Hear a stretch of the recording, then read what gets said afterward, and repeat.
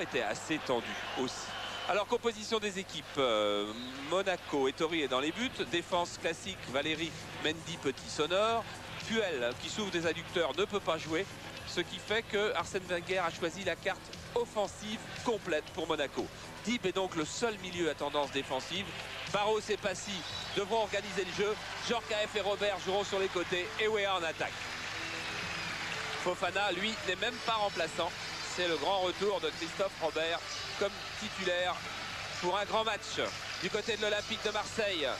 Équipe on ne peut plus classique, équipe type Moser, Boli, Casoni en défense centrale, Angloma à droite, Amoros à gauche, Steven et Deschamps au milieu de terrain, Waddle, Papin, Pelé, c'est l'attaque magique. Ça veut dire que Franck Sauzé ne joue pas et il n'est même pas sur le banc des remplaçants puisque ce sont Zverev et Jean-Philippe Durand. Voilà un stade de Louis II qui a fait le plein, d'abord pour rendre hommage à Luc Sonor et à son équipe qualifiée pour la finale de la Coupe d'Europe des vainqueurs de coupe, mais surtout pour régler cette question de suprématie nationale entre Monaco et Marseille. Arsène Wenger, entraîneur donc qui a emmené son équipe en finale de la Coupe d'Europe des vainqueurs de coupe. Arsène Wenger dont on dit de plus en plus fréquemment et dont on lit de plus en plus fréquemment qu'il est le meilleur entraîneur français. En tous les cas, il fait beaucoup de bon travail depuis 5 ans à Monaco. Et le début du match, il va être retardé car les fumigènes qui viennent des gradins marseillais, il y a au moins 5000 Marseillais là, puisque 5000 billets ont été mis en vente à Marseille, plus les Marseillais qui ont des copains dans la région qui ont acheté des billets. Disons qu'il y a presque, allez, disons un bon tiers qui est aux couleurs de Marseille ce soir au stade Louis II. Stade Louis II comble ce soir, comme il avait été comble pour la venue de Feyenoord Rotterdam. Et pour la AS Roma, et Emmanuel Petit disait que jamais il n'avait vécu une aussi belle ambiance qu'au Feyenoord Stadium, dans cette baignoire de Rotterdam, pour ce match retour de la Coupe d'Europe. Et bien ce soir, il y a un parfum de Coupe d'Europe dans cette rencontre. Angloma, Sonor. Pour le moment, on en est encore à se parler tranquillement, mais souvenez-vous de ce match aller, il y a quand même peut-être un contentieux. Ça avait été un match un peu violent quand même. Ça avait été un match effectivement assez tendu, presque violent, qui s'était achevé sur le score de 1 partout. Il y avait eu un but litigieux marqué par les Marseillais, car M. Girard, qui nous en parlait encore il y a quelques jours, n'avait pas vu de faute sur Puel qui précédait l'égalisation marseillaise. Dire qu'il y a un contentieux, je ne suis pas certain, parce que c'est vrai qu'il y a eu des paroles de Luc Sonor un petit peu délicates. Il y en a eu d'autres d'Emmanuel Petit qui ont été mal interprétées par Boli et Casoni. Mais regardez Waddle et Weah, les deux W du football français. Bien, là, tout va bien pour le moment.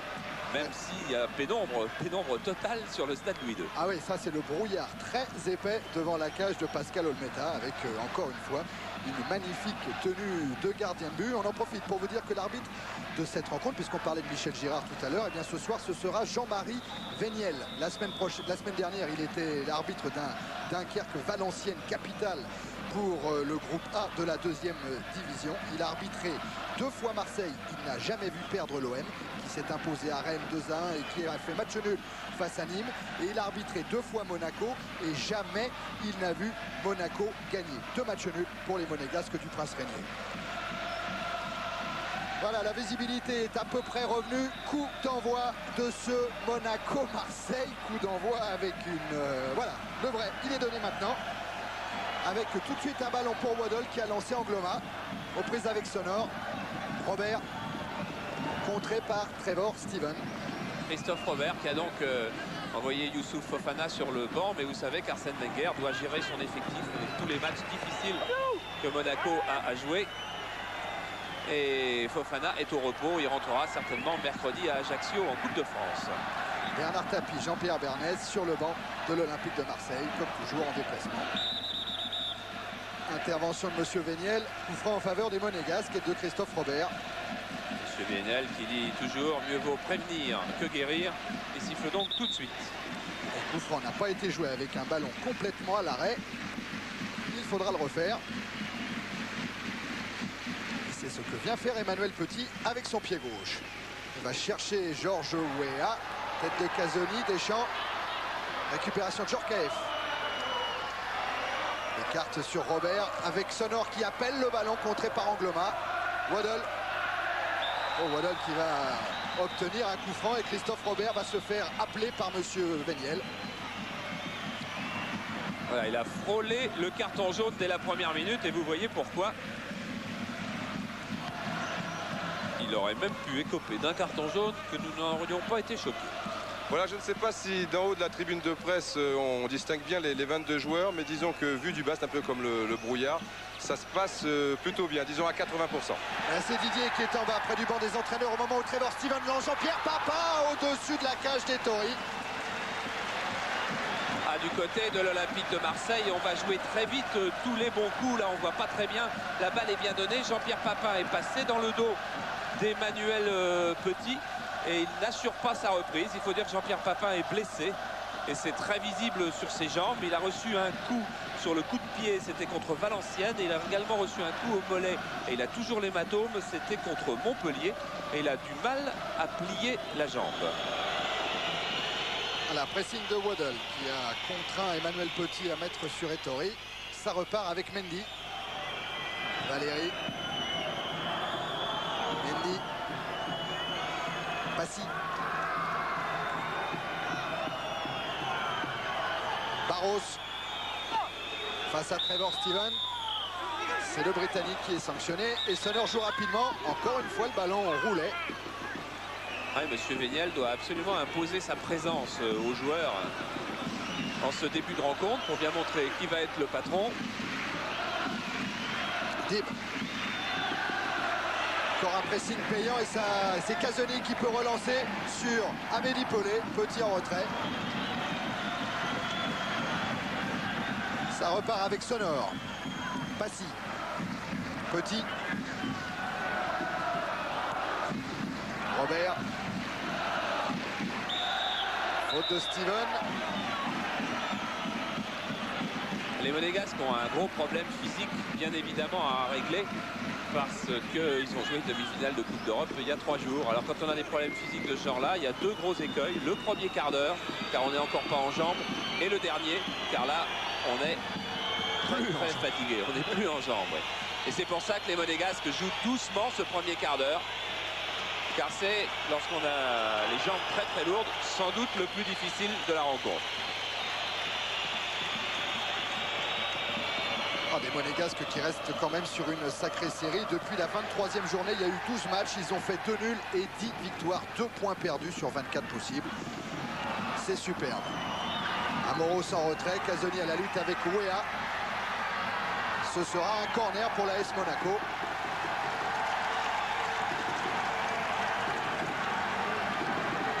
Je crois que les fumées sont presque dispersées, ce qui nous permet de mieux voir au but.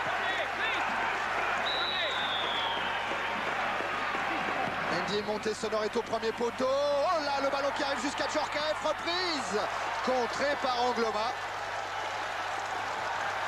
2 hésitations dans la défense marseillaise. La sortie de Pascal Olmeta d'abord, et puis le non-marquage sur Georges Weah.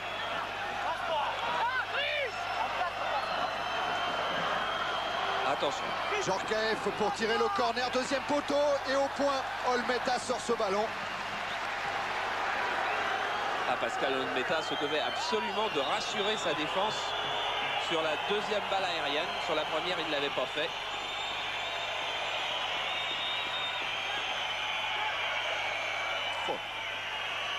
Roger Mendy était au contact avec Pascal Olmeta. Et à la suite du dégagement d'Olmeta, eh bien Raymond Gottas a jailli de sa boîte, de son box et a applaudi son gardien de but. Olmeta qui n'a encaissé qu'un seul but lors des 6 dernières rencontres de championnat. But inscrit par Tarasiewicz, le Nancéen. C'était sur Canal.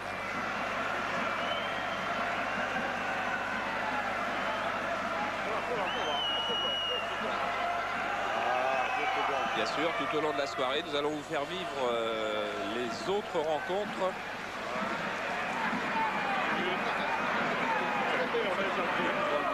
De France Inter, ce que nous faisons pour vous. Voilà.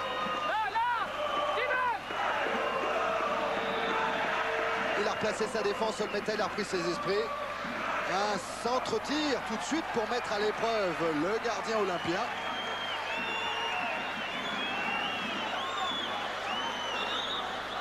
Regardez, c'est Valéry de l'extérieur du pied.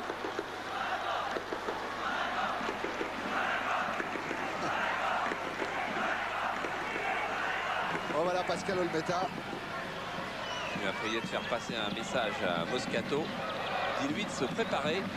Moi j'arrive. Il insiste.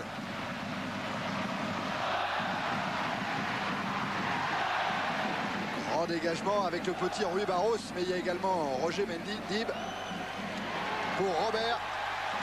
Robert qui cherche immédiatement Weah et tombe sur la tête de Carlos Moser. Encore Moser avec Papin. Deschamps. Moser contré par Dib. Boli. Amoros avec un pressing de Djorkaeff. Casoni. Moser. Loin vers Angloma. Contrôle orienté d'Angloma. Accroché par Robert. Et le premier but de la soirée vient d'être marqué et il est capital pour la fin du classement. But de Cannes par Boman Miik. Cannes qui mène 1-0 devant le Football Club de Nantes.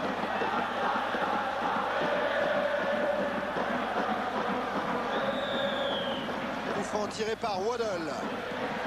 Avec un ballon sorti par la défense et par Rui Barros. Maintenant sur Gérald Opassi. Djorkaeff est parti en pointe et sur la droite il y a Valéry. Valéry en jeu. Signalé par le juge de tous, Jacques Humière. Et il y avait pourtant un très bon coup à jouer. Regardez, mais il y a vraiment hors-jeu. Robert est en jeu à gauche, derrière Chris Waddle qui traînait là. Faute de placement de l'ancien Nantais qui coûte cher car il y avait une vague rouge et blanche qui s'est lancée. Voilà peut-être une autre avec Djorkaeff. Valéry. Valéry aux prises avec Manuel Amoros, centre, contré par Casoni. Et il y aura un coup franc favorable au Monégasque. Et M. Véniel est en train d'expliquer à Bernard Casoni que c'est lui qui a commis la première faute. Mais ensuite, il va reprocher certainement au Monégasque Valéry ce qu'il est en train de faire, d'avoir voulu se venger.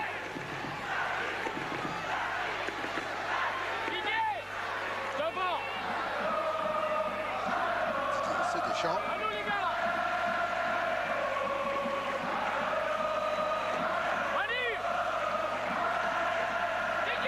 Boli sur Weah, sur le coup franc que va tirer Youri Djorkaeff après une première hésitation. Sorti par Trevor Steven de la tête. Valéry sur Sonor. Sonor directement sur Jean-Pierre Papin avec Amélie Paulet. Chris Waddle. Waddle Papin. Et belle intervention là de Sonor. Joue avec Dib. Récupération Angloma. Centre d'Angloma. Papin signalé en jeu. C'est amusant parce que M. Véniel a laissé l'avantage à Fessic de jouer et Jean-Luc Ettori a quand même posé le ballon et tiré coup franc. Mendy. Barros.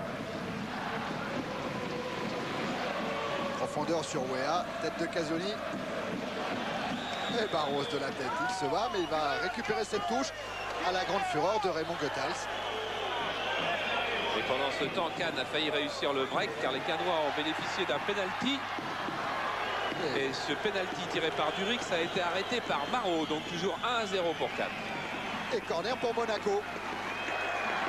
Après maintenant 10 minutes en première période. Toujours 0-0. Il y a eu une petite séance, pas longue, 10 minutes hier, de travail sur les corners effectués par les Monégasques. Corner tiré par Robert, avec but sonore au premier poteau. Voilà, Sonor qui a appelé le ballon et ça va très haut vers Marcel Dib. Tête de Didier Deschamps. Frappe d'Emmanuel Petit, sans danger pour Olmeta.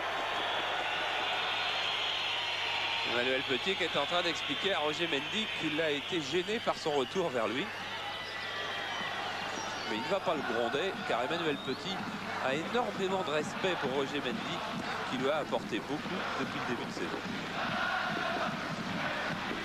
Arrivant sur le terrain tout à l'heure, Emmanuel Petit s'est dirigé droit vers Jean-Pierre Papin pour une grande et franche poignée de main. Carlos Moser sur Angloma qui n'a pu éviter la touche.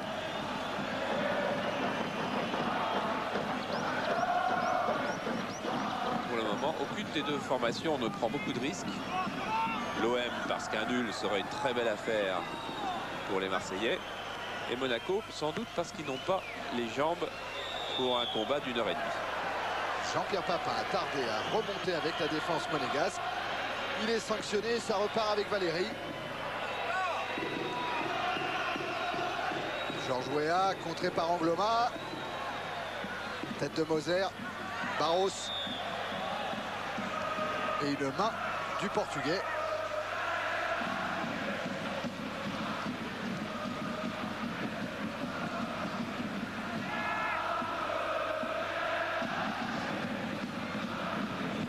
Qui réclame le ballon. Et le coup franc est joué par Moser.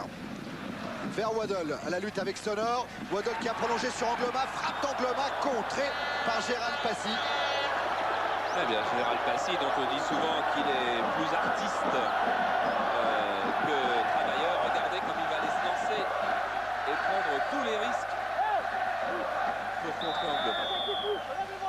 Moser, Casoni, Boli sont montés sur le corner de Chris Waddle avec un Jean-Luc Ettori qui se saisit en 2 temps du ballon.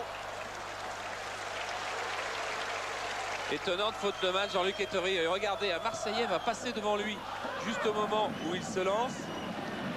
Voilà, c'est Jocelyn Angloma qui gêne Jean-Luc Ettori dans sa prise de balle.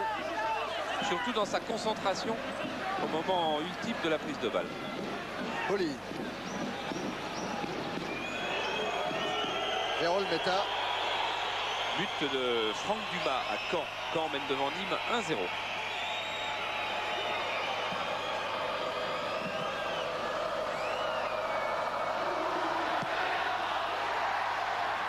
Meta qui cherche Waddle. Encore une déviation de la tête de Waddle, bousculée par Emmanuel Petit.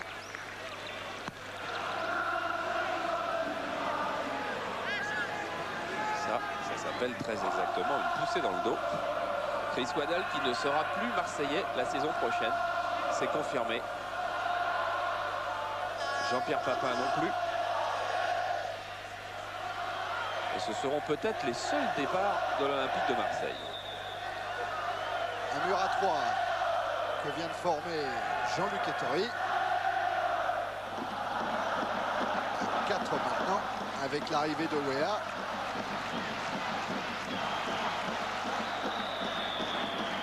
Le pied gauche de Chris Waddle directement dans le mur. Mais Gérald Passy monté trop rapidement et sanctionné. Oui, tout à fait logiquement parce que, bien évidemment, Chris Waddle n'avait plus le mur à distance réglementaire. Et si les arbitres faisaient souvent respecter, toujours respecter cette distance, les attaquants en seraient avantagés. Deuxième tentative de Waddle. Ettori sur sa ligne de but. Waddle à 25 mètres face au gardien monégasque. Frappe enveloppée qui passe à gauche d'Ettori. Coquin Jean-Luc Ettori, regardez-le. Je crois qu'on va bien le voir sur ce plan-là parce qu'elle n'est pas si loin que ça. Mais lui le sait depuis le début, il ne regarde même pas le ballon. Ah, un mur, hein. Ça se désagrège, on le voit bien avec la loupe Canal.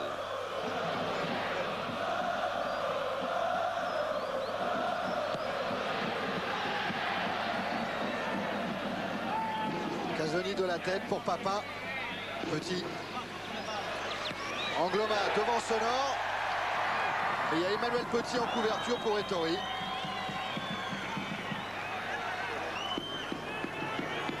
Le revoilà Petit.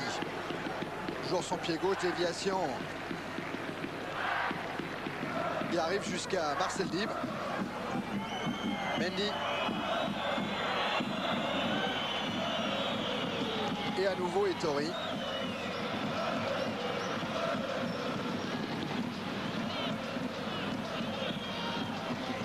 Un quart d'heure en première période, toujours 0-0 entre Monaco et Marseille. Et la tête de Casoni vers Abedi Pelé à la lutte avec Valéry. Pour le moment, une première constatation, il n'y a pas d'accrochage, il n'y a pas trop de nervosité sur le terrain. Mendy et Petit face à la menace Waddle. Sonor. Sonor qui a cherché Passy et qui a trouvé Steven.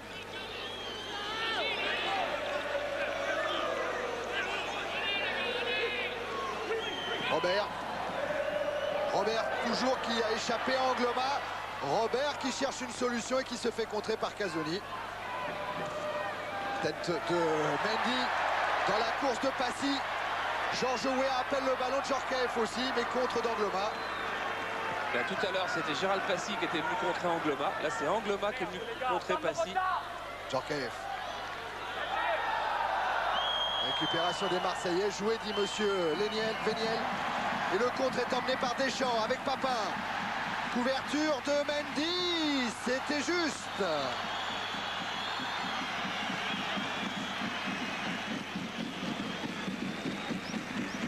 C'était juste et c'était juste ce qu'il fallait. Steven avec Waddle. Encore Steven. Bon tacle encore défensif là de Passy. Oui, beaucoup de gestes réguliers surtout.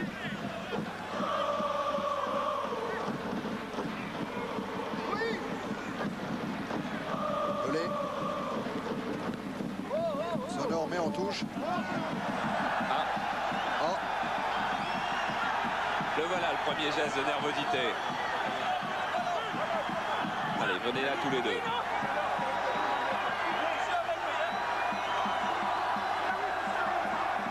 Le duel chaud, ouais. Ça va peut-être être celui-là. Regardez Waddle face à Sonor qui réclame par provocation le ballon. Angloma met sur la tête de Petit. Encore Angloma. Passy met une nouvelle fois en touche. Les couples se forment. Hein. Oui. Et là, entre Sonor et Waddle. En retrait pour Steven. Encore Waddle. Chandelle de Luc Sonor. Et c'est Waddle qui est sanctionné. En deuxième division, la lutte pour les barrages. Tours Balaval 1-0. Mendy. Passy. Échappe à Steven. Il se fait contrer par Angloma. Il garde le ballon directement sur Abedi Pelé. Pelé pour oh papa, il a cru peut-être un instant être hors jeu. Valéry. Mendy. Et Torre.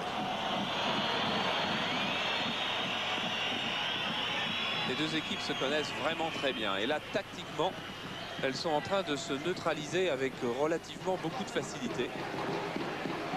Djorkaeff face à Amoros. C'est le capitaine de l'équipe de France qui a le dernier mot directement sur Mendy. Et ça revient sur Youri Djorkaeff qui va centrer vers Georges Weah, un centre contré.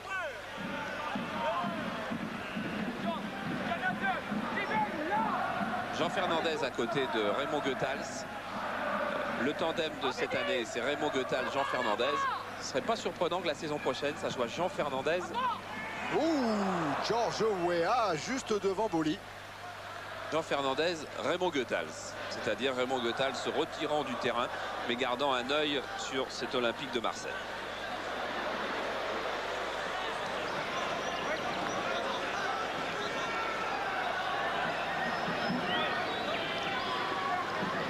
Olmeta qui fait remonter sa défense.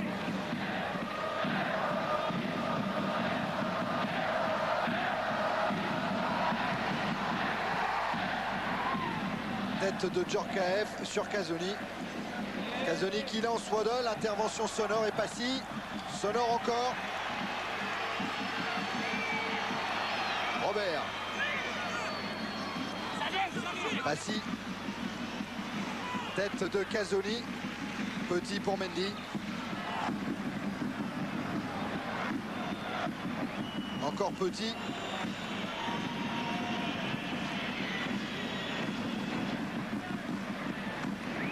Petit qui cherche Robert, déviation de la poitrine vers Djorkaeff. Djorkaeff qui alerte Georges Weah, tête de Casoni.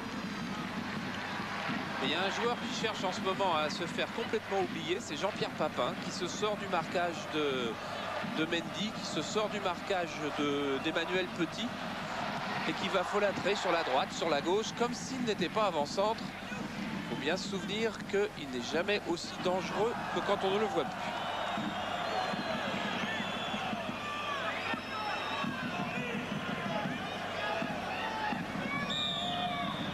remise en jeu est mauvaise. Changement de main. Ballon pour Angloma. Et voilà Jean-Pierre Papin. Effectivement, il a l'air comme ça absent. Waddle qui écarte vers Amoros. Centre d'Amoros pour Pelé. Sortie des Tories. Ouais, pour Jean-Pierre Papin, je me demande s'il n'est pas aussi vraiment diminué. Tout à l'heure, il grimaçait quand il était en train de se mettre en tenue dans le vestiaire de l'OM.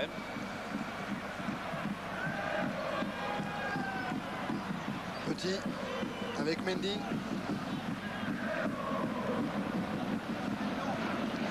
Moins Mendy, alerte Georges Weah.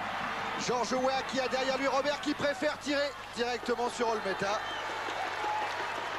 Ah, il avait profité d'une grosse inattention du tandem Angloma-Boli. Là, je pense qu'il a voulu centrer sur Jean-Pierre et il a trouvé les mains de Pascal Olmeta. Steven. Amoros. Pelé. Amoros. Casoni. Casoni intercepté par Dib. Barros. Djorkaeff. Barros. Et Barros qui emmène trop loin son ballon. Du côté des Monégasques aussi, il y a des joueurs diminués. Si je vous donne le bulletin de santé, vous allez frissonner. Rui Barros, inflammation de la corne du ménisque interne du genou gauche. Et il a fallu lui faire une infiltration d'analgésique à Rotterdam. Et là, on hésitait encore quelques minutes avant le match pour savoir s'il fallait lui en refaire une avant cette rencontre contre Marseille. Dib, énorme hématome à l'intérieur du genou gauche. Weah, touché à l'insertion du ligament du genou gauche. Mendy, béquille à la hanche depuis Nantes. Il a fallu lui faire une infiltration avant le match de Feyenoord aussi. Passy, élongation de l'obturateur interne. C'est un muscle qui est au niveau du pubis. Et Niako et Puel, vous savez qu'ils ne jouent pas. Et Robert, lui, s'est échappé. Il est maintenant face à Boli. Il est contré par Basile Boli. Ouais, on parlait des blessés et Henri Biancheri racontait qu'à Feyenoord, Puel allait presser Medgod dans les dernières minutes de la rencontre alors qu'il souffrait énormément des adducteurs. Sonor a joué avec Passy. Centre de Passy. Il y a Georges Weah qui est là. Coup de tête avec Carlos Moser. Alors là, c'était deux des costauds du match qui se sont rencontrés. Carlos Moser a dû avoir mal car Georges Weah, c'est le joueur le plus lourd, 81 kg 900 de l'AS Monaco. On va revoir le choc. Eh oui, choc des têtes. Olmeta qui est en train de parler à Moser. Ah, Moser qui s'en est, hein. Ouais, je disais, ouais, à 80 kg 900, car Arsène Wenger fait peser tous ses joueurs après chaque journée de repos pour voir s'il n'y a pas eu de faute faite pendant de petits écarts. Ouais. Victor Svinka, lui, à Toulouse, fait peser ses joueurs tous les jours. Et le plus léger dans cette équipe de Monaco, pesé hier, c'est Rui Barros, 61 kg, 20 de moins. Voilà, alors sur le plan de la nervosité côté banc de touche, c'est plutôt Monaco qui a la palme, car Arsène Wenger et Jeannot Petit se lèvent très souvent, enfin de manière relativement posée, mais tout de même. Et là, pour la deuxième fois de la soirée, enfin depuis le début de la rencontre, Raymond Gotals a jailli. Mais là, il était très énervé. Tout à l'heure, je vous l'avais dit, il avait applaudi Almeta. Et là, il était très énervé, l'air de dire, bon, il y en a assez maintenant avec toutes ces fautes monégasques. Alors que... Voilà, vous l'avez peut-être entendu Arsène Wenger qui dit à Georges, Georges ne discute pas et revient vers le rond central. Et Raymond Gotals sur la droite, voilà, qui va parler à Abedi Pelé. Mais là, ça sera un petit peu trop loin pour savoir ce qui se passe réellement, Charles et Thierry.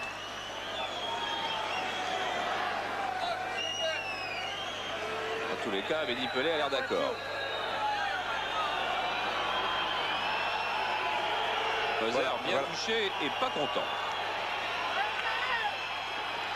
Et ici sur le banc monégasque, Arsène Wenger, lui, faisait signe aux délégués, car il n'était pas d'accord que Raymond Goethals entre comme ça sur la pelouse et parle ainsi à l'un de ses joueurs. À la garde des coachs, avec Moser qui a adressé tout de suite une ouverture très longue, directement sur Ettori. Relance sur Sonor. Sonor, c'était vers Robert, intervention Angloma, et puis Dib maintenant, encore Angloma de la tête, Sonor, contré par Steven, Barros, Sonor, oui, il était temps que M. Véniel intervienne. Passy ouvre vers Valéry. Valéry qui centre derrière la cage d'Olmeta.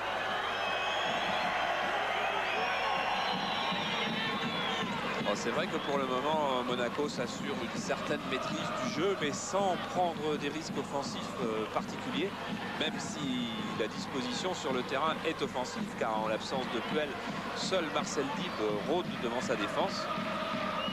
Et Marseille a une certaine difficulté à garder le ballon.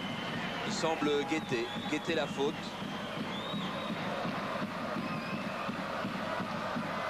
Dégagement d'Olmeta. Tête de Petit, Boli. Papin face à Petit. Et c'est Mendy qui récupère. Avec Sonor. Passy. Sonor encore. Pressé par Deschamps. Et faute de Luc Sonor. Ouais, faute bien inutile alors que le jeu était reparti. Là voilà.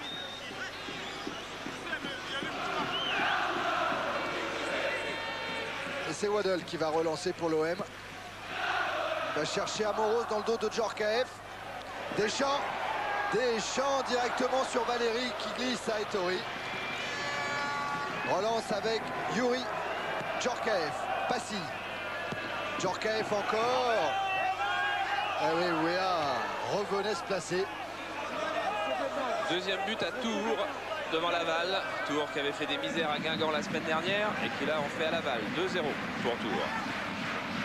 Voilà, du côté du staff médical de l'OM, on signale que Moser a été ouvert juste derrière, un petit peu sur le cuir chevelu, mais il n'y a pas de problème majeur. Tant mieux. Boli pour Olmeta.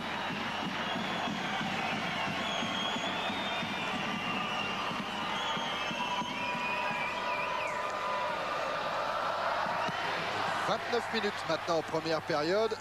Toujours 0-0 dans ce Monaco-Marseille. Avec un ballon qui va filer jusqu'à Ettori. Petit.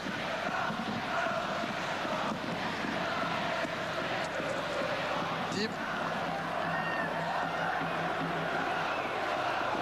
Dib vers Georges Weah. Intervention Angloma. Waddle. Steven. Poursuivi par Weah. La route d'Olmeta est coupée. Steven doit s'en sortir avec Angloma. Et c'est Weah qui récupère le ballon. Weah qui va servir Barros.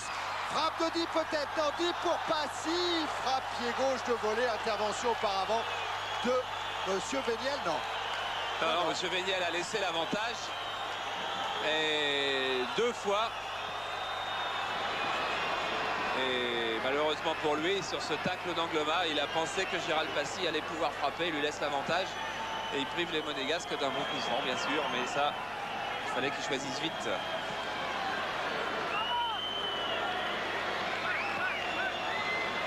Moser va relancer pour l'OM.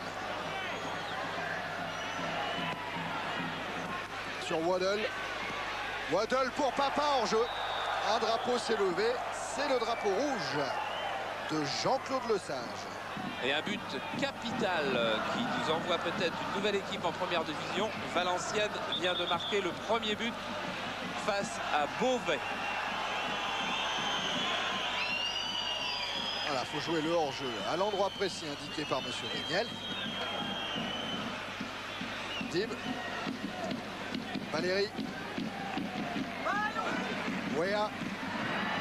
Avec Barros qui sert Yuri Djorkaeff. Oh, Moser était en couverture et il met le ballon dehors.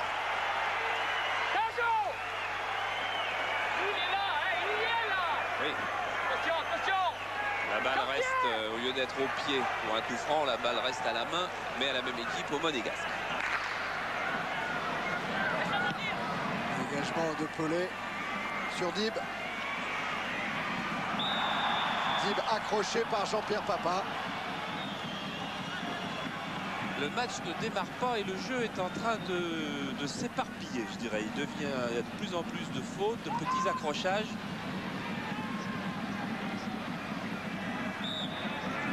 Coup franc tiré par Djorkaeff avec la tête de Roger Mendy qui passe au-dessus de la cage d'Olmeta.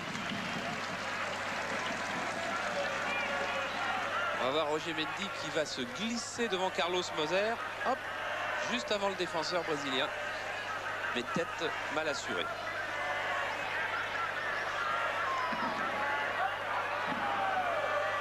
But de Toulon face à Metz, 1-0 par Pineda. Dégagement d'Ettori. Bon, Dolmeta. Dolmeta, oui, mieux. Là, coup franc pour l'équipe du capitaine Ettori. Joué rapidement avec Passy. Waddle. Contré par Passy, ça profite à Robert pour Dib. Retour de Deschamps, Angloma, Pelé. Accélération de Pelé qui échappe à Djorkaeff. Oh, Pelé qui a cherché Papin. Dib sort en force et va même obtenir un coup franc. Pour une obstruction d'Abedi Pelé. Mais les créateurs ont du mal ce soir. Il n'y en a pas un qui peut enchaîner 2 dribbles. Il n'y en a pas un qui trouve une ouverture lumineuse, comme on dit. Je crois que les joueurs restent certains fatigués, d'autres crispés. Mendy a joué le coup franc vers Robert, tête d'Angloma. Steven pour Waddle. Papin va se partir. Il est signalé hors jeu. À d'une poignée de centimètres. On va revoir au moment. Eh bien, il n'y était pas. Voilà. Il n'y était pas, car s'il est bien dans le dos de Mendy au moment où Waddle donne la balle, dans le dos de Petit, Mendy, lui, couvre derrière. Petit, dangereux avec le pressing de Waddle. Mendy maintenant. Dib. Sonore. Lance Robert. Avec un retour de Moser qui écarte Robert. Un autre but important, celui réussi par Zidane. Et voilà que Cannes, qui joue pour sa survie, mène 2-0 face à Nantes.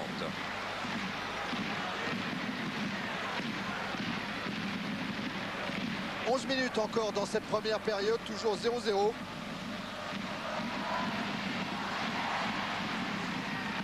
Tête de Mendy, directement sur Casoni. Ballon récupéré par Djorkaeff, contré, Waddle, Papin. Papin, contré par Sonore, mais il y a le soutien de Steven. Et c'est Dib qui repart pour Monaco. Djorkaeff, contré par Deschamps. Et il y a eu choc. Ouais, carton, je pense, pour Abedi Pelé. Voilà. Carton pour ce tacle d'Abedi Pelé, sur lequel le Monégasque reste au sol. Il ne fait pas beaucoup de fautes pourtant Abedi Pelé. C'est son 3e carton de la saison. Mais il n'y aura pas suspension, car le premier c'était Montpellier lors de la 17e journée et Metz lors de la 21e. Voilà, pour en revenir à Abedi Pelé qui était concerné de très près dans cette action. Après renseignement, ce que lui demandait Raymond Gautal tout à l'heure, c'était de revenir sur le côté gauche. C'est vrai que dans la première demi-heure, il était souvent sur la droite. Et il gênait peut-être quelque peu Chris Waddle. Et depuis 10 minutes, là, il est bien sur son côté gauche, face donc à Patrick Valéry. Djorkaeff s'est relevé.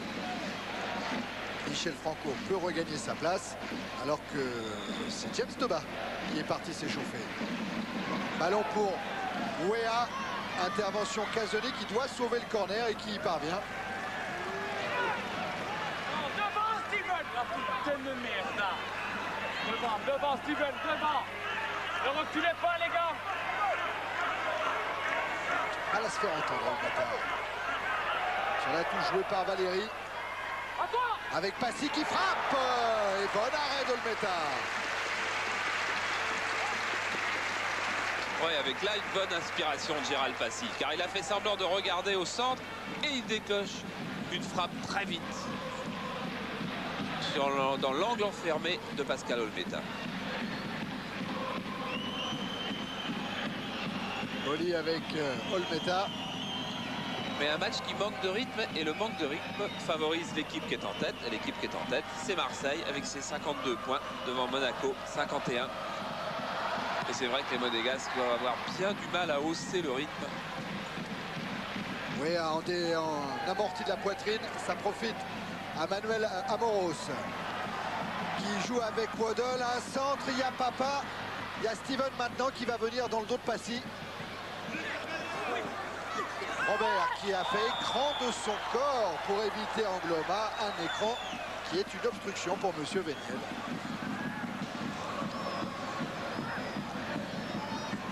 On connaît les résultats de la montée en première division dans l'autre groupe de D2. Confirmation, Bordeaux mène à Perpignan 1-0 et Strasbourg mène devant Épinal 1-0.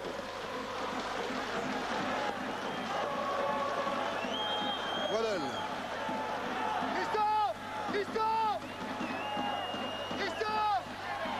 Plus à gauche, Christophe, voilà. Sur le coup franc de Waddle devant la cage des Tories. Un ballon récupéré par le dos de Monsieur Véniel. Tête de Dib. Oh, quelle bagarre. Monsieur Véniel laisse Angloma servir Chris Waddle. Waddle toujours face à Barros. Bien joué, Rui Barros. Il a pris le ballon à Waddle avec l'aide de Dib maintenant. Dib loin devant sur Deschamps.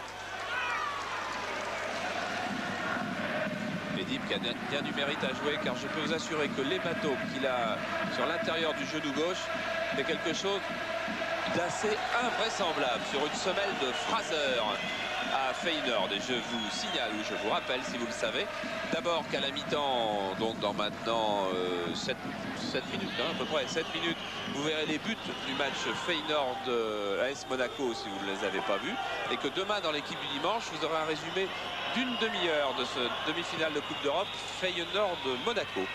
Alors que Jean-Philippe Durand s'échauffe derrière la cage d'Olmeta depuis une trentaine de secondes, et selon toute vraisemblance, il devrait remplacer Trevor Steven. Steven qui vient de servir Waddle. Waddle qui rend le ballon à Steven, centre dans la course, il y a Papin, mais ballon trop profond. Ouais, si Steven sort, ça veut dire que Steven n'était pas bien remis de sa fracture de fatigue, car c'est sa rentrée aujourd'hui. On avait cru que c'était un coup sur le coup de pied, c'était plus grave. Deschamps a récupéré, tête de Barros, il y a une montée en puissance là de Marseille dans le camp monégasque. Si ce match ne s'emballe pas, c'est aussi parce qu'Arsène Wenger a demandé à ses joueurs de bien gérer leurs efforts. Il sait qu'ils ne peuvent pas refaire une heure et demie guerrière comme ils ont fait à Rotterdam. Donc il faut gérer les efforts pour donner tout ce qu'il faudra donner, prendre tous les risques en fin de match. Passy pour la tête de Ouéa. C'était en principe pour Barros. Moser. Les 5 dernières minutes de la première période. Toujours pas de but ici au stade Louis II, entre pourtant les deux meilleures attaques du championnat. 61 buts inscrits par Marseille, 54 par Monaco.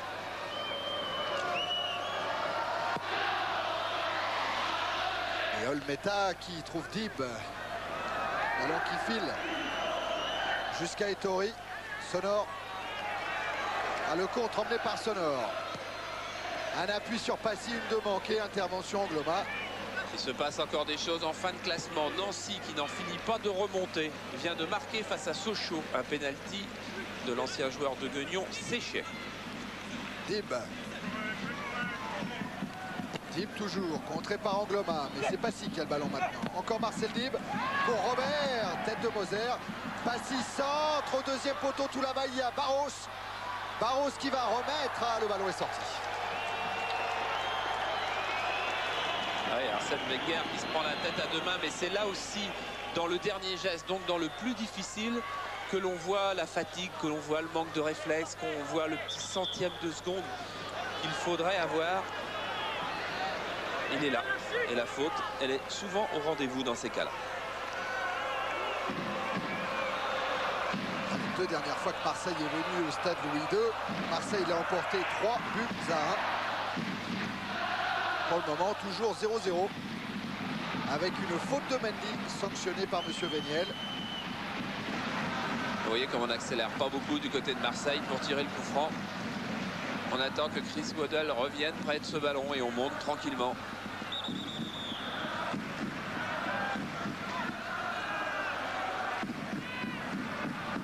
Waddle va le laisser jouer à Casoni.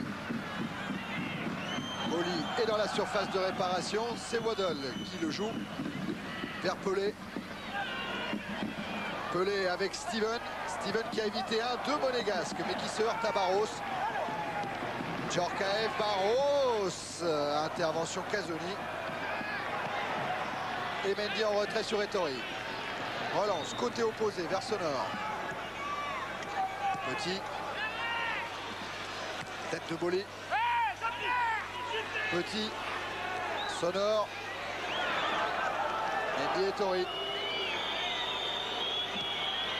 Non, c'est pas l'heure pour l'AS Monaco de prendre des risques. On va encore le voir peut-être sur cette action. Avec Petit. Devant lui, Diapapa.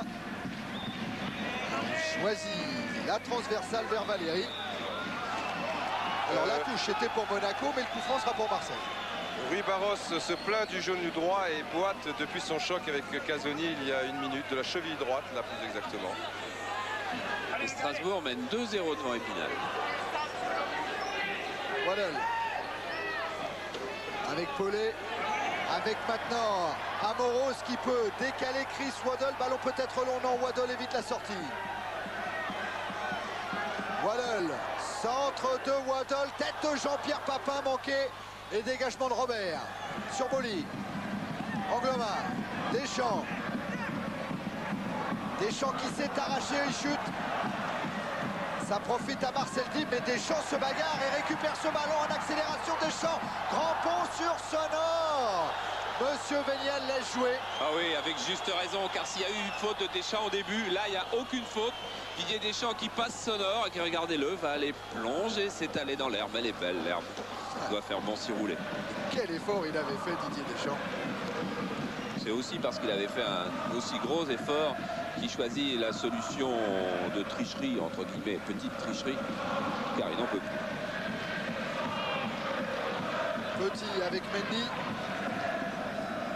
Dans 5 secondes, ce sera la dernière minute du temps réglementaire de cette première période. Oh là, encore une intervention de Monsieur Véniel, coup franc pour Monaco.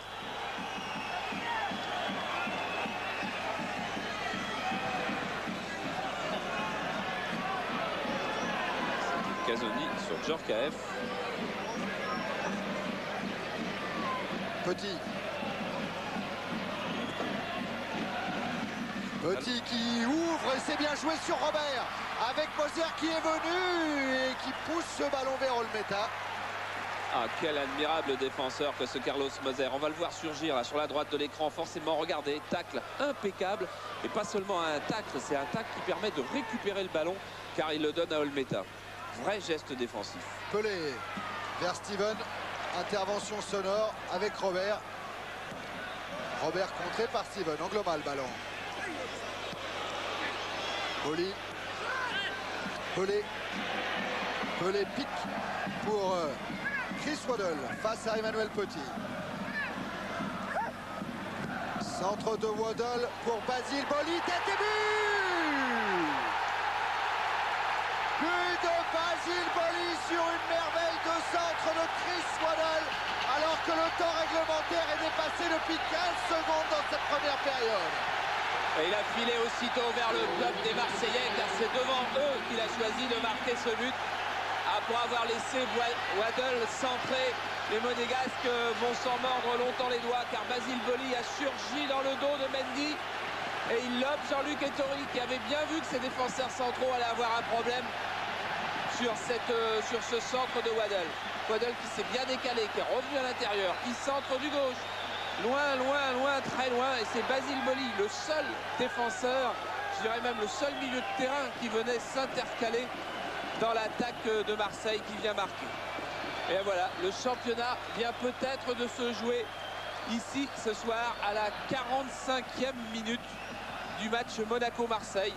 À un moment psychologiquement capital, car les joueurs de Monégasque vont rentrer au vestiaire avec non seulement la fatigue du match de Feyenoord, la fatigue de ces 3 premiers quarts d'heure, mais le coup sur la tête qu'est le but de Basile Boli, son 5e de la saison et son 3e de la tête. Il avait marqué 2 contre Caen. Il va retrouver d'ailleurs mercredi en Coupe de France. Les Marseillais seront à Caen et ce sera un match quart de finale de Coupe de France qui sera en direct sur Canal à 19h30. 19h30. Et Monaco qui va essayer de relancer avec Djorkaeff. Djorkaeff pour Barros, intervention, Waddle. Et Pelé s'est engagé dans le dos des Monégasques. Pelé qui va éviter Tori. C'est un penalty. Sifflé par Monsieur Véniel. En 2 minutes, Monaco vient de s'écrouler. Regardez, Abedi Pelé, il va essayer de dribbler Jean-Luc Ettori, mais Jean-Luc Ettori est en plein dans l'axe de sa course. Il y avait encore faute de placement là. Jean-Luc Ettori qui sort un peu vite et qui vient faire faute sur Abedi Pelé. Penalty que les Monégasques ne discutent pratiquement pas. Jean-Pierre Papin a manqué son dernier penalty. Attention, je crois qu'il n'y va pas d'ailleurs. C'est le 11e penalty en tout cas accordé à l'Olympique de Marseille cette saison. 8 ont été transformés par Papin. Il en a manqué un face à Nadon lors de la première journée. Il avait trouvé la barre. Il en a manqué un face à Barabé contre Montpellier. Là, il est face à Ettori et il marque. 2-0 pour l'Olympique de Marseille. Boli, Papin, 2 des joueurs les plus symboliques de l'Olympique de Marseille.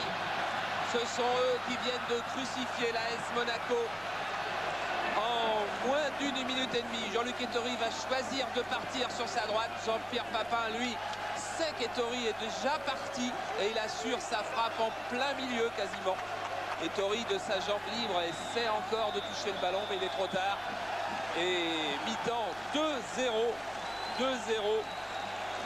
pour l'Olympique de Marseille qui, avec 54 points pour le moment, compte 3 points d'avance sur l'AS Monaco, alors qu'il reste 2 journées et demie et qu'on revoit ce but de Basile Boli. Regardez-le avec notre caméra spéciale, cette tête lobée de Basile Boli.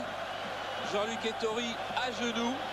Eh bien, une poignée de secondes plus tard, peut-être 70 secondes plus tard, Jean-Luc Ettori était encore à genoux. Alors avant de nous retrouver pour la deuxième mi-temps, alors que Jean-Luc rentre la tête basse dans les vestiaires, on va voir des images de Monaco plus flamboyantes, plus heureuses, puisque nous allons suivre les 4 buts qui ont été marqués en demi-finale de Coupe d'Europe mercredi sur le terrain de Rotterdam. 2 buts de Monaco, 2 buts de Feyenoord de Rotterdam. Et on revient tout de suite vivre la deuxième mi-temps et et savoir si Monaco aura un sursaut de désespoir. Avec l'entrée en jeu pour cette seconde période de James Deba. C'est son 10e match en première division. Il remplace Rui Barros alors que Monaco est donc mené 2-0 face à l'Olympique de Marseille. Rui Barros qu'on avait vu finir la première mi-temps en boitant très très bas, ou à la cheville, et puis sa douleur au genou sans doute qui revenait. Et c'est donc un tandem libérien, les 2 attaquants de l'équipe du Libéria. Dans l'équipe du Libéria, James Deba est capitaine et joue avec le numéro 10. Georges Weah joue avant-centre. À eux de prendre maintenant tous les risques pour essayer de marquer 3 buts à Marseille. Ça paraît beaucoup. Avec Roger Mendy, le premier à la relance, vers Sonor. Sonor face à Waddle qui s'en sort. Non, la touche sera en faveur de l'Olympique de Marseille. Une remise en jeu d'Angloma.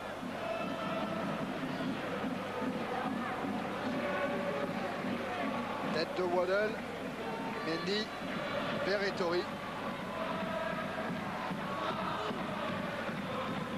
Valéry. Mendy.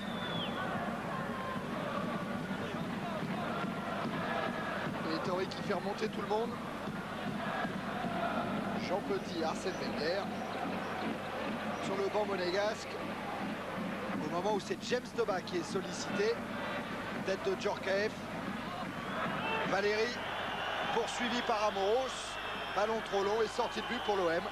Arsène Wenger en avait très peur de ce match. Hier après-midi, il avait concocté un petit entraînement pour ses troupes car il savait qu'elles avaient surtout besoin de récupération. Et il s'est aperçu pendant tout cet entraînement et pendant les minutes qui l'ont précédé et les minutes qui l'ont suivi que les joueurs avaient toujours la tête à Rotterdam. Il était très difficile pour eux d'empêcher la décompression qui a suivi la qualification pour une finale de Coupe d'Europe. Et en plus, il savait que physiquement, dans l'enfer de Feyenoord que vous retrouverez donc demain soir dans l'équipe du dimanche, eh bien, dans cet enfer, tout le monde avait laissé énormément de force. Debat. Contré par Amoros. Remise en jeu monégasque. Effectuée par Valéry pour Djorkaeff.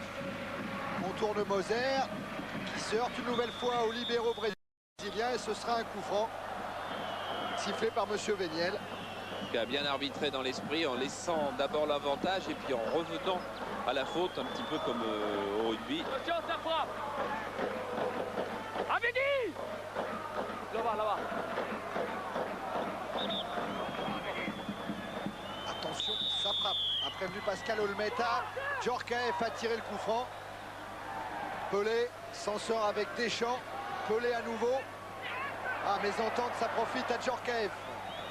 Dib pour Debat. Et ballon capté par Pascal Olmeta.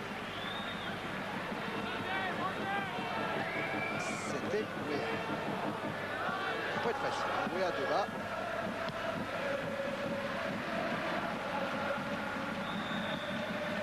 Faute de Sonore sur Waddle. Nouveau coup franc pour l'Olympique de Marseille.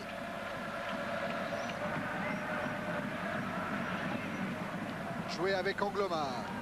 Waddle.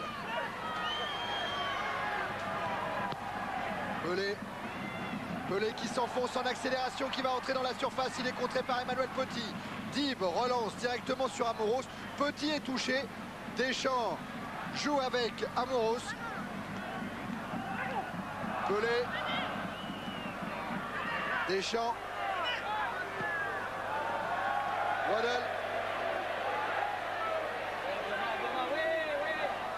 Waddle qui essaye de prendre l'intérieur et qui va servir. Il a servi même Angloma. Retour de Robert. Et ce sera une touche en faveur de Monaco. Ouais, les Monégasques reviennent avec les jambes encore lourdes parce qu'on a vu la vitesse de Pelé, on a vu le dribble de Waddle. Et peu de choses encore du côté de Monaco. Coup franc en faveur de Gérald Passy. On joue avec Emmanuel Petit. Mendy. Valéry. Encore Mendy. Petit. Massa Steven. Contre de Steven en jeu de Papin. Le drapeau jaune s'est levé.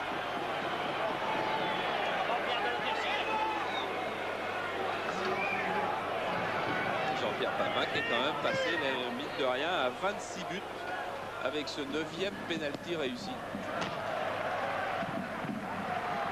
Et qui a donc augmenté son avance sur Georges Weah, qui lui reste à 18.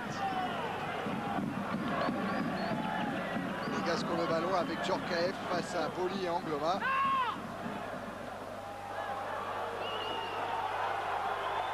Il faudrait rapidement un but pour l'AS Monaco pour retrouver le moral, car les minutes vont leur paraître longues. Passy centre. Tête de Moser. Passy encore à la lutte avec Angloma et dégagement de Boli sur Emmanuel Petit. Joli geste. Petit qui lance. Dib. Ouverture de Moser. Waddle. Contré. Djorkaeff. Djorkaeff avec Passy. Et ça se termine dans les bras d'Olmeta, dans les pieds d'Olmeta.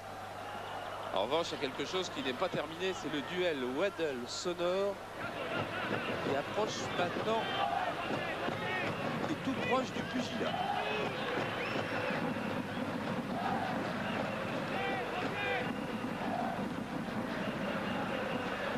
Olmeta avec Kazuni.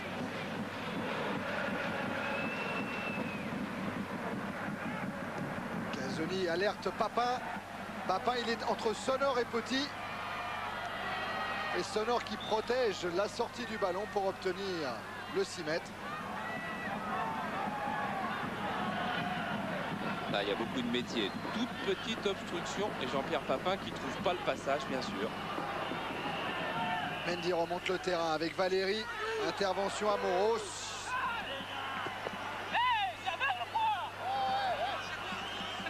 Moros qui réclamait la remise en jeu. Dib. Tacle de Deschamps, ça profite à Pelé qui alerte Papin. Et retour de Roger Mendy.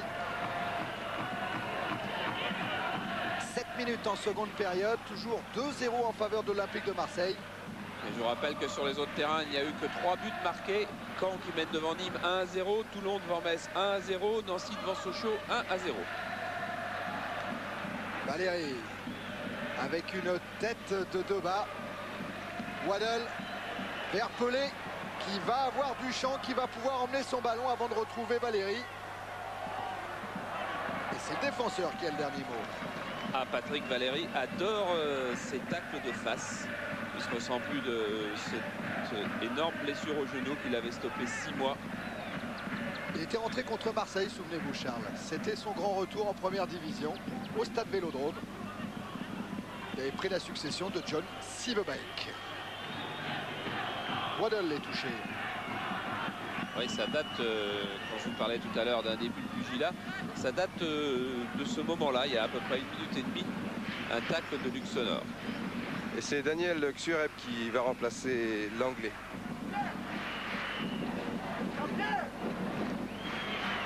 L'anglais Waddle ou l'anglais Steven?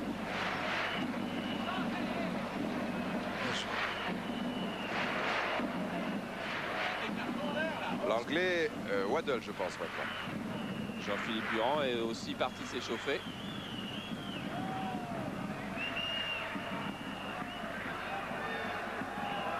Il a même enlevé le bas du survêtement, Jean-Philippe Durand.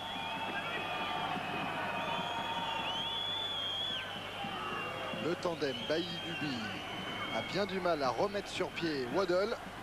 Voilà Jean-Philippe. Geste caractéristique de Raymond Goethals qui indique un prochain changement. Mais pour le moment, tout le monde reprend sa place. Y compris Durand sur le banc de touche de Marseille. Pelé avec Amoros. Tête de Valérie, Deschamps, Papin en déviation.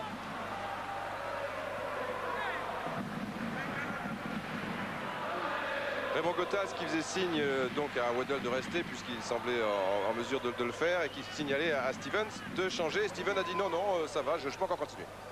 Mais Raymond Goethals est toujours au bord de la touche. Avec Yuri Djorkaeff qui a donné ce ballon à James Toba et Olmeta obligé de se coucher pour éviter le corner.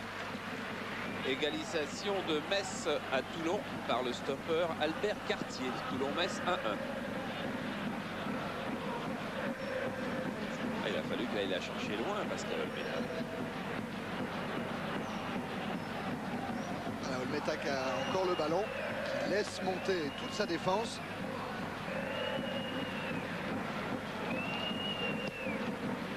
Pour chercher Papin, les têtes de Petit.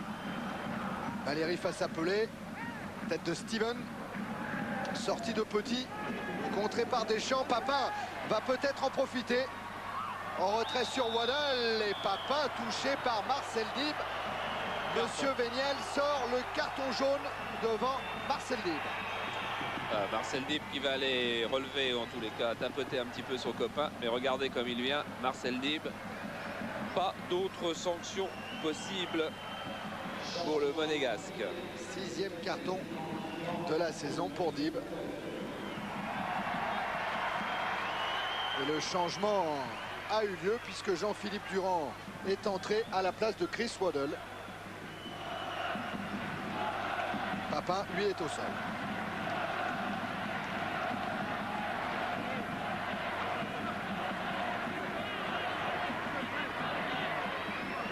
Ça va aller, mais j'ai bien peur que le match soit tué avec ces 2 buts de la dernière minute car Monaco visiblement n'a pas les ressources physiques et n'a pas les ressources morales pour revenir à la hauteur de Marseille. Steven a joué pour tête de Basile Boli. Ballon capté par Ettori. La cause est entendue à Tours. Tours mène devant Laval 3-0. Et Valérie relance pour Monaco. Avec Dib. Contré par Amoros. Casoni, Dib. Pour James Deba. Deba en force, en puissance. Face à Moser, face à Boli. Et il faut la sortie d'Olmeta pour sortir ce ballon. Ah, quand Arsène Wenger dit que c'est un joueur extraordinaire que ce James Deba, regardez comment il échappe à 3 Marseillais. Il faut que Pascal Olmeta, alors qu'il y a des petites fautes sur lui, vienne à sa rencontre pour qu'il n'y ait pas but. Faute d'Amoros sur Dib. Et Olmeta obligé de rappeler Manuel Amoros à son devoir, car il cessait de râler. Coup franc pour la tête de qui? De Casoni qui a sorti ce ballon. Sonore maintenant qui a retenu Abedi Pelé. Les coups de sifflet de M. Véniel, qui est assez étonné d'être là, car M. Véniel n'est pas arbitre international. Vous savez qu'il y a des catégories dans l'arbitrage. Lui, il est fédéral 1, c'est-à-dire juste en dessous. Mais c'est la commission centrale de l'arbitrage qui a voté pour savoir quel serait l'arbitre de ce match au sommet. Eh bien, M. Véniel, bien que n'étant pas arbitre international, a reçu 12 voix. Attention à Wea qui était lancé par Marcel Dib. Ça va. Il a reçu 12 voix sur 16. Ce qui, on ne va pas dire que c'est un camouflet pour les arbitres internationaux qu'on a vu quelques fois à la peine ces dernières semaines. Mais en tous les cas, c'est une belle satisfaction pour M. Véniel de Meaux, qui avait raté le passage comme arbitre international d'un demi-point. 70 points et demi, il en fallait 71. Et Valérie qui a lancé Passy. Passy avec un Olmeta qui est sorti. Passy contré par Boli et maintenant contré par Bernard Casoni.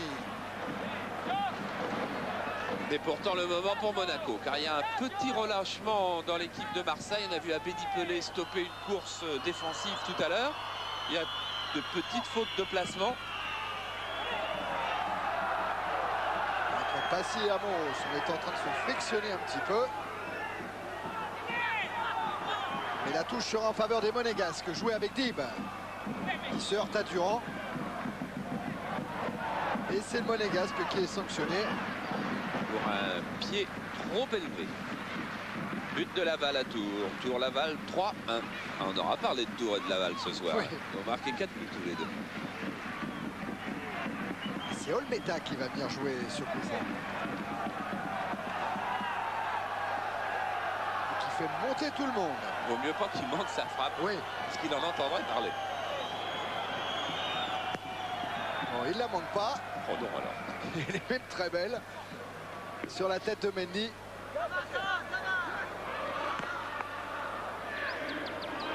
Ballon qui va être favorable aux Marseillais avec Amoros.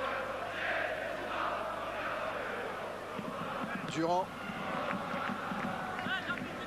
Encore Durand pris par Djorkaeff. Deba est parti, mais Wea aussi. Surveillé par Moser. Le voilà Deba. Pour Dib. Encore Deba qui a appelé le ballon devant Didier Deschamps. Deba en débordement et tacle pour un corner de Deschamps. Et très mauvaise nouvelle pour le Stade Rennais, puisque Toulouse vient de marquer à Rennes un but par Bancarel, qu'on avait vu très bon contre le PSG il y a une dizaine de jours. Et Rennes menait sur sa pelouse qui s'en va vers la D2. Et Robert qui a tiré le corner pour Monaco. Avec Abedi Pelé. Pelé stoppé par Dib, il s'est relevé. Abedi Pelé. Monsieur Véniel a bien laissé jouer. C'est Djorkaeff qui est au marquage maintenant. Et cette fois, voilà, Monsieur Véniel estime que Djorkaeff a tenu le maillot de Pelé. Et voilà pourquoi M. Véniel avait raison. On revient au direct. Et Papin qui est dans un de ses exercices favoris. Frappe pied droit, cette fois largement au-dessus des Tori. Il est vrai que depuis le début de la semaine, il n'a pas beaucoup joué avec Alain Casanova dans ses reprises devant les buts, car il était un petit peu touché. Et le docteur lui avait même interdit de toucher le ballon pendant 2 jours. Passy. Laisse à Djorkaeff.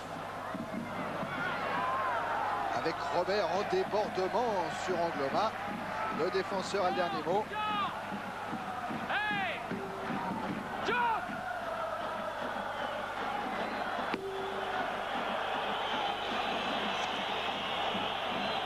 Remise en jeu effectuée par Sonor avec Passy. Centre de Passy contré par Steven. Angloma. Loin vers Amélie Paulet. C'est joliment fait de la poitrine. 1-2 Deschamps. Paulet emmène son ballon. Il est poursuivi par Emmanuel Petit. Que dit Monsieur Véniel? Coup franc en faveur de l'OM. Là aussi, on sent la certaine fatigue de l'AS Monaco, car les gestes défensifs pourraient être faits avec un petit peu plus de finesse, un petit peu plus de subtilité, mais non, comme on n'a pas bien ses jambes, comme on n'a pas bien ses appuis, on arrive un petit peu au milieu du geste qu'on voudrait faire, et puis c'est faute. Ah, d'autres buts en première division, un but de Lens à Lille dans le derby du Nord par El Adaoui, Lens qui mène 1-0, et un deuxième but de Nancy face à Sochaux, but signé Séchet. Nancy qui revient à la hauteur de Rennes. Doba avec Dib. Passy. Sonor. Sonor encore vers Doba. Mais il y a Moser en couverture. Ah, cette défense de l'OM, elle a encaissé que 13 buts lors de ses 17 matchs joués à l'extérieur.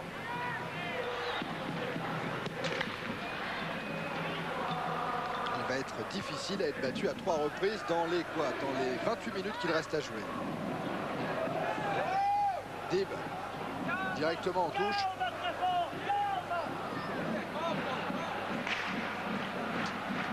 Pour Arsène Wenger, il va falloir remotiver ses troupes pour la finale de Lisbonne. Ça ne sera pas trop difficile.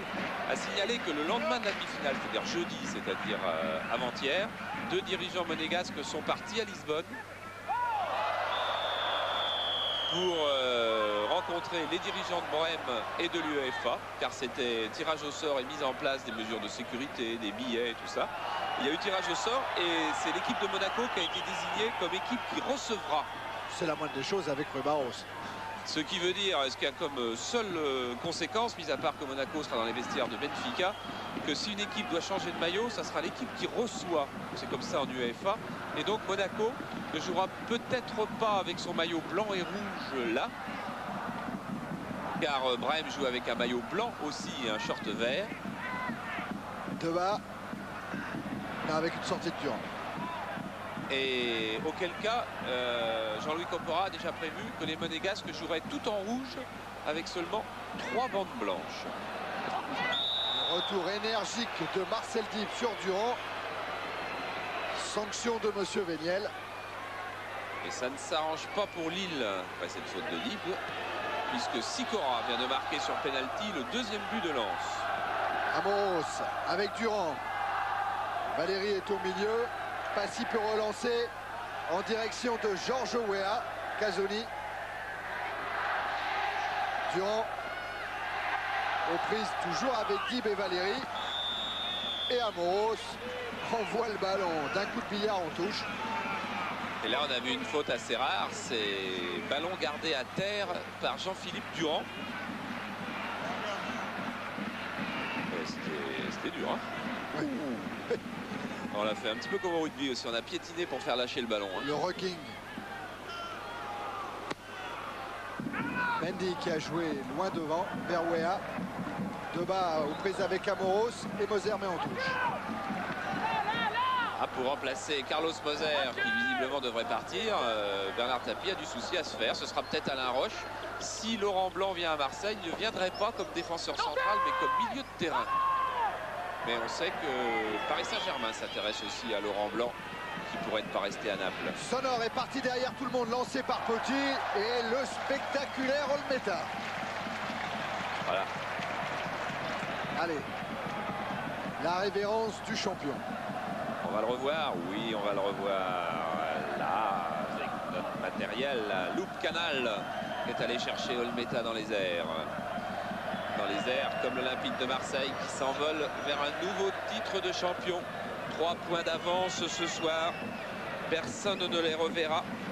Marseille reçoit Cannes la semaine prochaine, puis va à Lille. Ce sera trop pour la AS Monaco qui du coup va pouvoir faire une impasse. Ouais, attention à Weah Passy quand même. L'action est arrêtée par Monsieur Véniel. Coup franc pour Monaco. Monaco qui doit gérer son effectif et ses efforts et qui a un match de Coupe de France difficile à Ajaccio mercredi. Match qui se déroulera à 17h et qui sera en direct sur TF1. Et je vous rappelle, nous serons à Caen pour Caen-Marseille à 19h30. 4 dans le mur. A demandé Olmeta. Il y en a que 3. Ça fait pas entendre. Toujours que 3 avec Casoni comme homme de base. Robert va pousser le ballon pour Djorkaeff. Voilà qui est fait. Frappe de Djorkaeff le long du montant droit de Pascal Olmeta. Et Djorkaeff, c'est le buteur de ses derniers matchs avec le Monaco. 6 buts dans les 3 dernières journées. 1 plus 2 plus 3.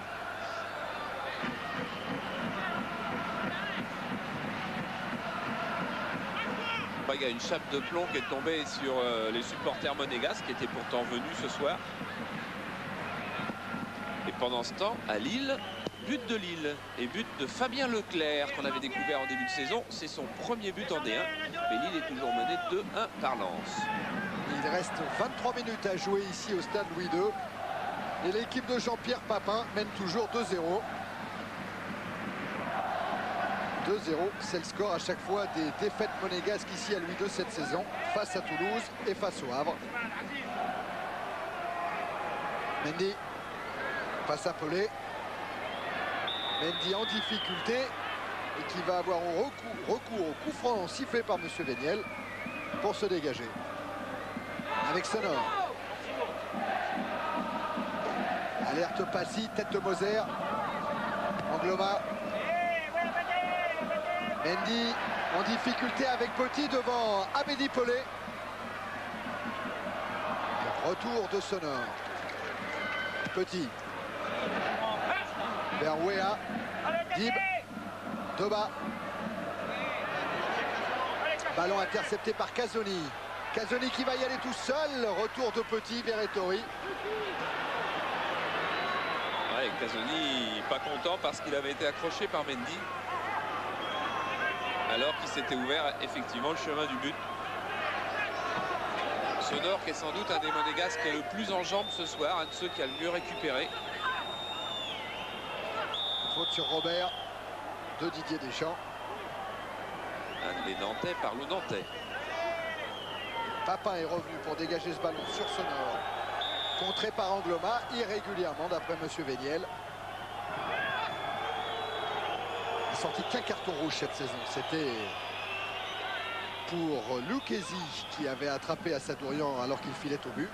Il en a sorti un deuxième en Coupe de France. C'était un Saint-Omer 3 tout simplement parce qu'un joueur de Saint-Omer avait jeté le ballon volontairement sur la tête d'un ramasseur de balles. Coup franc joué pour Monaco avec une tête de Gérald Passy qui passe à droite. Et sans doute la meilleure occasion monégasque depuis le début. Regardez, bonne frappe de Christophe Robert. Et hop, Gérald Passy qui avait un geste presque parfait. Je crois que la défaite de Laval ne va pas être trop grave car Guingamp est mené 2-0 à Bourges. Durand face à Valéry. Pelé en vitesse devant Mendy. Contre de Roger Mendy. Et la touche est marseillaise.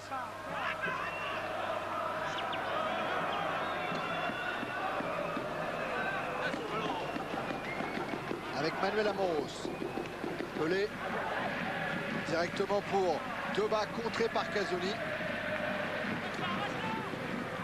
Il n'y aura vraiment pas eu beaucoup d'occasions monégasques et ça je crois que la zone, la défense de zone pratiquée par les Marseillais avec Moser, Boli, Casoni et Angloma et Amoros sur le côté aura merveilleusement fonctionné, mais on sait que pour pratiquer cette zone il faut être à 100% et de sa concentration et de ses possibilités physiques, et aujourd'hui les Marseillais l'étaient. En jeu Georges Weah, lancé par Djorkaeff.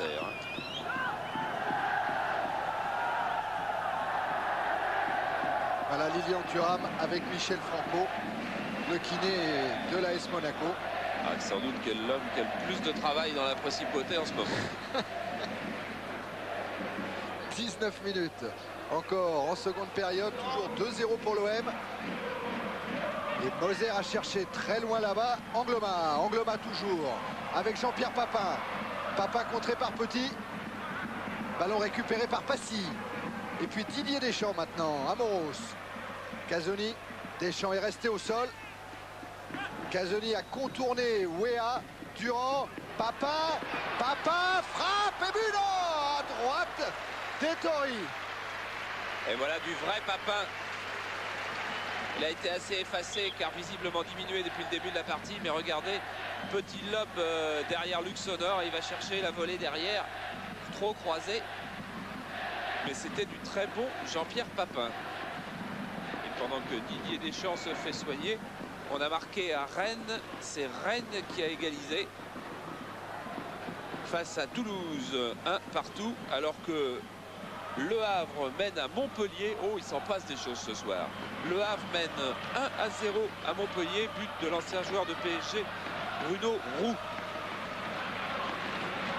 Et voilà Papin dans ses œuvres devant Sonor. Et je crois que la prochaine journée de championnat, qui a donc lieu samedi prochain, et que nous devrions vivre avec un multiplex en direct d'au moins 5 stades, pourrait nous valoir un maximum de décisions, car on pourrait avoir le titre de l'Olympique de Marseille, on pourrait peut-être avoir la 4e équipe européenne avec Auxerre si les scores ne variaient pas, et en bas de classement on pourrait avoir également les 2 relégués. En tous les cas, Nancy poursuit son retour incroyable car Nancy mène 3-0 devant Sochaux, but de Zitelli. Et la Sonor qui a donné un bon ballon à Toba. Et il y avait même Robert qui était là, mais retour de Deschamps. Dégagement directement sur Mendy avec Valérie. Wea contré irrégulièrement. Je crois que si on veut avoir une preuve de la, du manque de ressources, du fait que le potentiel de Monaco est incomplet, c'est que le meilleur joueur de la deuxième mi-temps, c'est sans doute James Debat. James Debat, il n'a pas joué en Coupe d'Europe. Robert, qui est un des joueurs frais qui rentre. Djorkaeff face à Angloma. Djorkaeff qui cherche Passy, qui est tombé sur la tête de Moser. Sonor. Laisse Abedi.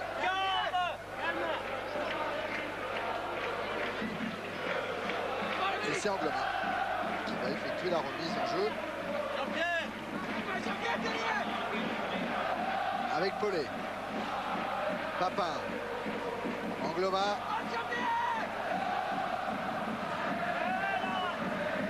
Tête de Mendy. Oli maintenant.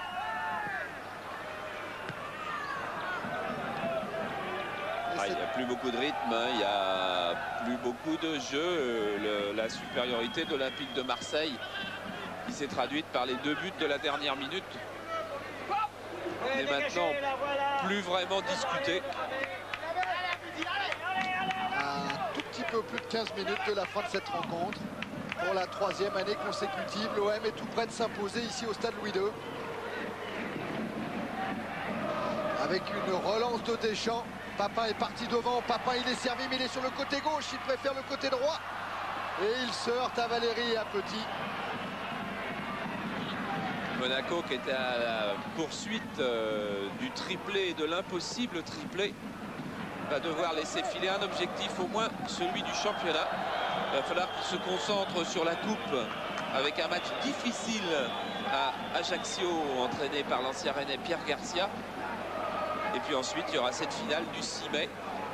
Finale du 6 mai qui va sans doute entraîner une modification de calendrier. Car la dernière journée de championnat qui était prévue le 2 mai devrait vraisemblablement être avancée au 1er mai pour laisser une journée de récupération supplémentaire à Monaco avant son match contre Brême.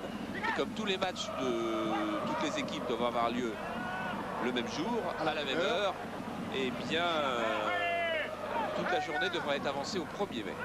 Et voilà Dim qui avait lancé Wea. Dégagement d'Angloma. Ouais, puis c'est pas fini dans le calendrier, Charles, hein, parce qu'après il y a la demi-finale de Coupe de France. Si Monaco élimine Ajaccio. Bien sûr, bien sûr. Et pour le moment, les Corses font très fort en coupe, que ce soit Bastia ou Ajaccio. Passy. Mendy. Sur Ettori. Petit aveu d'impuissance là de Roger Mendy et de toute l'équipe de Monaco. Moser. Durand contrôle ce ballon devant Mendy avant de servir Steven. Faute de Djorkaeff. Et Durand lui est resté au sol. Et Durand justement qui disait nous ne sommes pas bagarrés pendant 35 journées pour tout laisser tomber à la 36e. Nous serons présents à ce rendez-vous. Il est trop important. Et Bernard Tapie aussi il le savait, lui qui a passé la journée près de Sofia Antipolis, là où était mis au vert l'équipe marseillaise, et qui a remonté toutes ses troupes. Il faut faire voir qui est le plus fort. C'était le thème qui reste le plus fort, c'était le thème de son discours. Et avec un Bernard Tapie qui craignait beaucoup Jérôme Niaco, la valeur montante de Monaco. Mais vous verriez le genou de Niaco, qui a été lui aussi victime d'un tacle de Fraser, le défenseur de Feyenoord, que vous reverrez demain soir dans l'équipe du dimanche. Vous comprendriez pourquoi Niaco peut à peine marquer. Marcher. Et voilà Roger Mendy qui essaye de se faire voir de Jean-Philippe Durand pour s'excuser de ce coup de genou qui a occasionné cet arrêt de jeu. Et quelqu'un qui ne doit pas avoir le sourire, c'est le président Louis Nicolin, car Le Havre vient de marquer un deuxième but à Montpellier par Bertin. Ce qui fait que Le Havre revient d'ailleurs à 39 points alors que Montpellier est toujours à 40. Ballon pour Amoros, c'est nouvelle intervention de Monsieur Véniel pour une faute sur Passy. Et les envoyés de France Inter signalent d'ailleurs que le public de Montpellier aurait envahi le stade de la Mosson. Il y aurait donc, envahi, c'est peut-être un grand mot, je ne sais pas. En tout cas, il y aurait des incidents là-bas. Djorkaeff signalé hors jeu.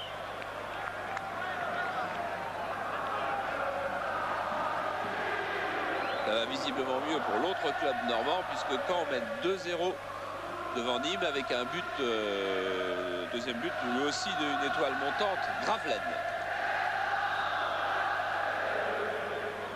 La Marseillaise qui retentit dans le stade Louis II, scandé, chanté par les supporters de l'OM pour fêter ce 4e titre consécutif. Petit avec Passy face à Boli. Tacle d'Angloma pour mettre ce ballon en touche. Ah, vous l'avez pas vu. Mais le juge de touche, il a levé son drapeau en le levant, il l'a lâché et il l'a récupéré comme les majorettes. C'était super.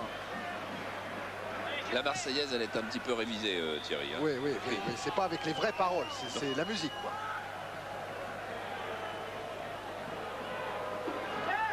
Coup franc pour Monaco. Arsène Wenger avait dit qu'il ne se servirait pas de la demi-finale comme une excuse et du refus des Marseillais de décaler de 24 heures la journée. Casoli, Amoros devant le juge de touche. Il a prévu Monsieur Véniel, il a horreur de ça. Il a dit il ne doit pas toucher au juge de touche, lui ne peut pas se défendre. Il n'y a quand même pas beaucoup de décisions d'un arbitre qui ne soit pas critiqué par Manuel Amoros. Petit pour Dib.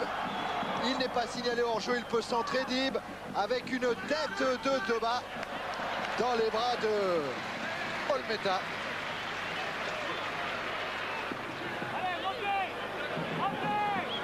Il est monté haut et en plus c'était dans le mauvais sens car il était obligé de repartir en arrière. Papin Mendy. Et c'est Papin qui met en touche. Encore un signe. On a vu Papin sauter sur le ballon et Mendy rester quasiment les deux pieds cloués au sol.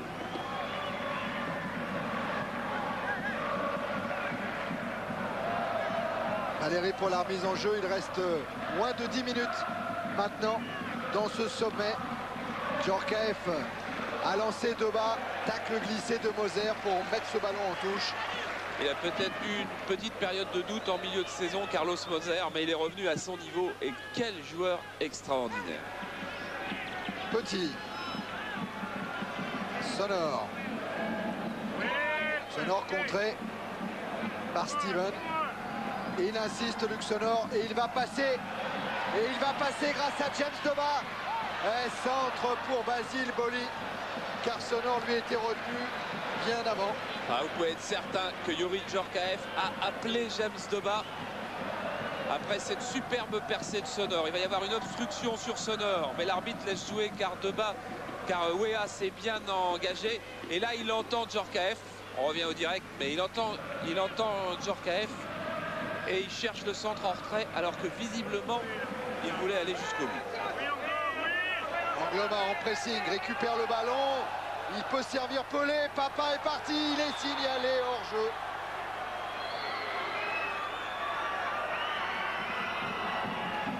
Alors on peut être, pas hors jeu de, allez, 3 mètres. On peut être mené et revenir. Regardez Laval. Ils étaient menés 3-0. Les voilà revenus à 3-2 à Tours. Et Dib lui a relancé sur Passy. Ballon récupéré par Weah qui lance Doba. Amoros sans retrait. Heureusement, il y a Casoni. Amoros, bien joué pour Deschamps. Oh oui, Pelé qui était hors jeu. Deschamps l'a compris. Il essaye d'y aller tout seul. Et Tori avait tout deviné. Valérie. Petit. Sonor. Laisse à Robert. Petit. Alerte, Georges Weah. Intervention Carlos Moser contré par Passy. Mais par la main peut-être de Passy. Peut-être même les deux. Oui.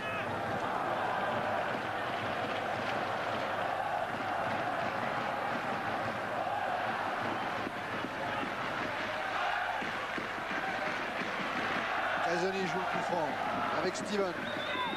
Deschamps. Tête de Valérie. Dib pour Mendy. Je repense à ce qu'avait dit Raymond Goethals il y a 15 jours, avant le match de Nancy. Il avait dit, le championnat se joue en 2 endroits. À Nancy, où Marseille avait gagné 3-1, et à Monaco. Et il m'avait dit là, le jeu de Marseille, maintenant. Et Robert qui a failli échapper à Angloma. Et il aura un coup franc. Ouais, il aura un coup franc à l'entrée de la surface, au coin, à l'angle. Il disait, le jeu de Marseille maintenant, eh bien ça doit être uniquement un équilibre entre la concentration défensive extrême, c'est ce qu'on voit depuis le début du match, et un opportunisme offensif, c'est ce qu'on a vu dans les 2 dernières minutes de la première mi-temps. 71 ans, toujours sorcier. Oui, et s'il y a eu peu de rythme finalement dans cette deuxième mi-temps sur le terrain, eh bien du côté des box, avec les entraîneurs, les dirigeants, etc. Il y a toujours beaucoup d'agitation, des common James du côté d'Arsène Wenger qui a passé son temps finalement debout. Et puis du côté de Raymond Goethals, il jaillissait et puis il s'effondrait, il revenait, il faisait beaucoup de gestes. Et il semblait parfois très éteint, très fatigué, sans doute beaucoup de pression tout au long de cette année à Marseille. Et je sollicitais tout à l'heure une interview, je crois qu'il m'a même pas vu. Il était ailleurs, très fatigué, et je crois qu'il pourra savourer ce succès un peu plus tard, et reprendre des forces. Attention Didier. Coup franc tiré par Youri Djorkaeff, contré par le mur marseillais, récupération Marcel Dib. Centre de Dib, Olmeta est au point de chute sans problème. Il a tenté un coup, Georges Weah. Oui, et Olmeta ne doit pas s'énerver, car ce qu'il a tenté, effectivement, c'était un petit coup de tête dans le ballon et pas du tout une agression. Carlos Moser a vu calmer Georges Weah, parce que regardez ce que va faire Weah. Il va essayer de donner un coup de tête dans le ballon, voilà, et il n'y a aucune faute. Pascal Olmeta, à un moment, a l'intention de simuler, puis ensuite, il est en colère. Ouais. Enfin bon, c'était tout petit geste d'énervement pour un match au sommet, pour une finale de championnat. C'est pas dramatique, c'est pas grave. Il y a une bonne intervention de Carlos Moser qui est venu tout de suite entre Weah et Olmeta pour arranger tout ça.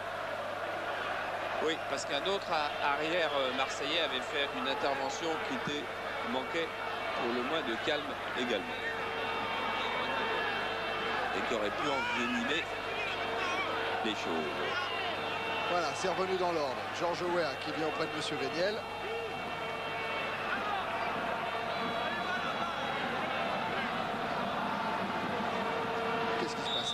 maintenant, il demande, Basile Boli qui demande à ce que Georges Weah soit à 9 mètres. À distance.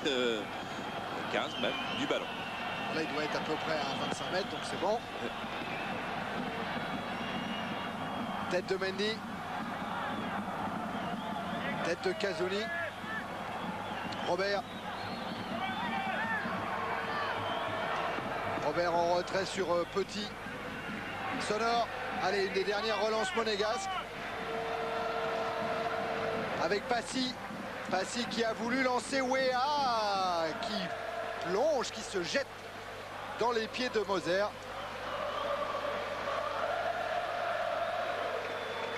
C'était encore une démontée de Luc Sonor qui aura été très bon ce soir. Qui aura essayé de donner des accélérations comme avait demandé Arsène Wenger aussi. Ah, là, il y a Valérie qui s'est un peu jeté. Là, il y a tout. Il y a la tristesse, il y a le chagrin, il y a le désespoir, et puis il y a la fatigue. Ouais, Valérie qui n'a pas énormément joué de matchs en D1, 14 seulement cette saison. Et oui, sa blessure, c'était la plus grave que je n'ai jamais vue, dit le kiné de Monaco, Michel Franco. Steven lancé par Amoros, ballon trop long. Encore 2 minutes 30 maintenant dans le temps réglementaire. Trevor Steven reprend sa place. Il est venu à Marseille cette année et il va obtenir un titre de champion de France. Amoros a dévié ce ballon vers Olmeta.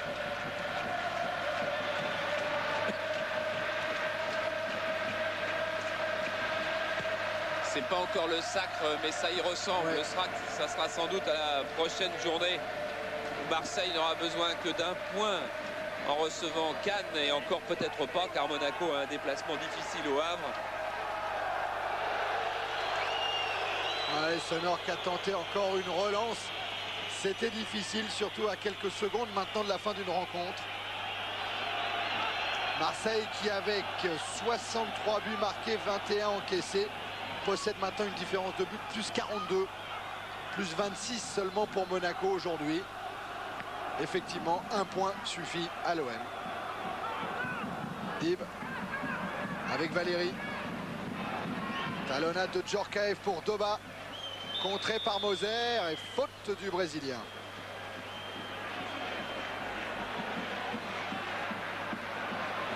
On avait parlé à un moment à la venue la saison prochaine de Bernd Schuster. Il ne viendra pas à l'AS Monaco. Il y aura très peu de nouveaux joueurs. Petit. Tête de Moser. Récupération Doba. Doba qui est rentré dans la surface. Et avec une frappe de Djorkaeff manquée, une reprise manquée, ça permet à Durand d'animer un contre pour l'OM avec Pelé qui réclame le ballon. Il n'est pas signalé en jeu, il va aller vers Ettori. Il est poursuivi par Petit, frappe. Ettori dévie, Papin se jette et Pelé va marquer. Troisième but de l'Olympique de Marseille.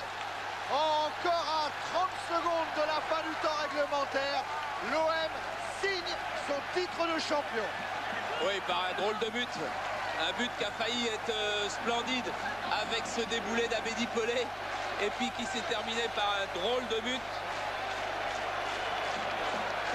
Goethals, Tapi, Bernès, Jean Fernandez, tout le monde peut jubiler.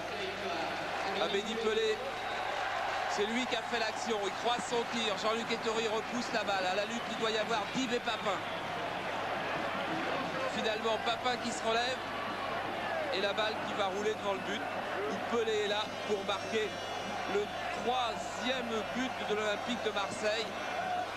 Marseille qui va confirmer son titre de champion au moment même où Valenciennes accède en première division aux dépens de Angers qui jouera donc les barrages. Allons pour Passy avec Robert. Le temps réglementaire est maintenant dépassé. Sonor. Baroud des Monégasques. Angers qui jouera son pré-barrage contre Istres, car Strasbourg finit deuxième de son groupe, derrière Bordeaux. Sonor encore lui, pour Passy.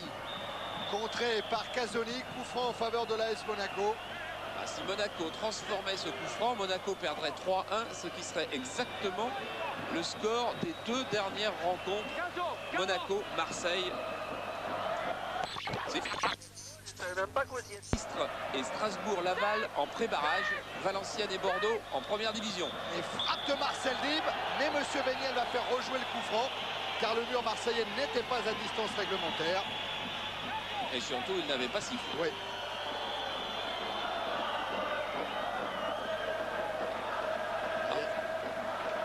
Un dernier arrêt pour Pascal Olmeta. Quand on est un gardien, on a envie de participer complètement à une victoire comme celle-là, 3-0 chez le deuxième.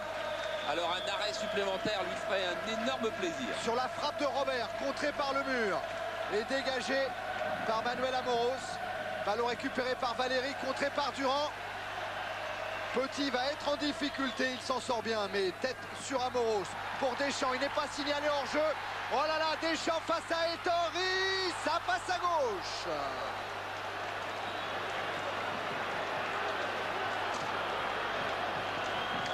Il va ouvrir son pied. Là, on a vu Cantona marquer un but comme ça à Toulon, superbe. Regardez, la balle n'est pas assez brossée, elle ne revient pas assez vers le poteau. Deschamps reprend sa place alors que Monaco tente encore. Tête de Casoni sur Youri Djorkaeff.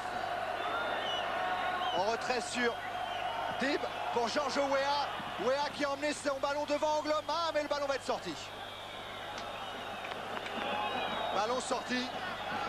Pas heureux, les Monégasques auraient bien mérité un petit quelque chose quand même, ne serait-ce que pour leur carrière en championnat et leur carrière en Coupe d'Europe.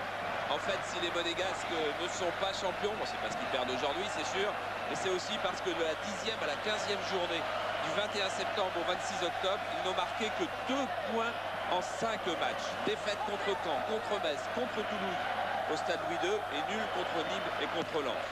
2 points sur 10 possibles. C'est fini.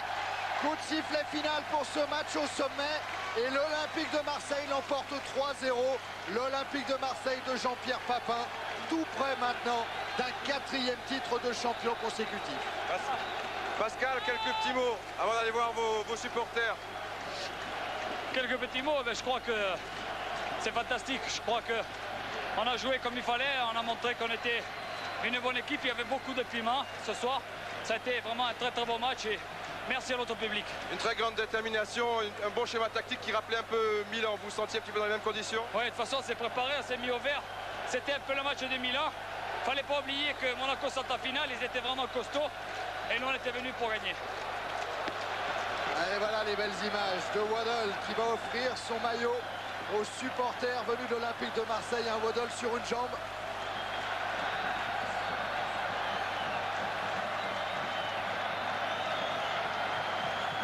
En tout cas, les Marseillais, eux, ne doutent pas du titre. Hein. Ah non.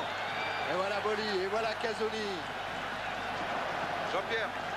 Et Abedi Pelé qui lui est rentré au vestiaire. Il est devant la porte des vestiaires de l'OM. Jean-Pierre Papin.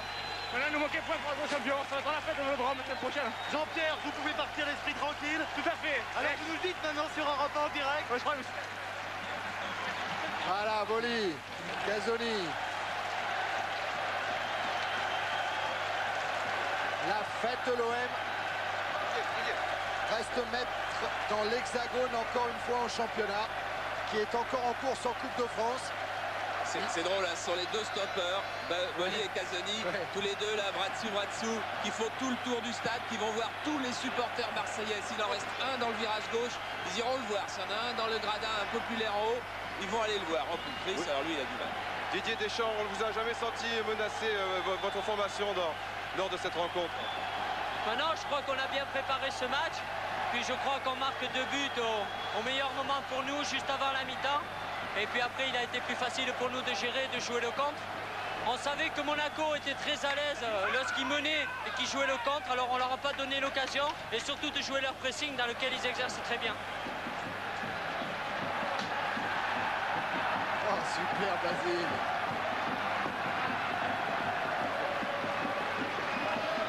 Basile, on va pas le faire rentrer tout de suite dans les vestiaires. Il veut la savourer, il veut la manger, cette joie d'un nouveau titre. Alors vous imaginez ce que ça va être au Vélodrome samedi prochain. Ils ne sont pas blasés, contrairement à ce qu'on avait dit. Ça va dégénérer.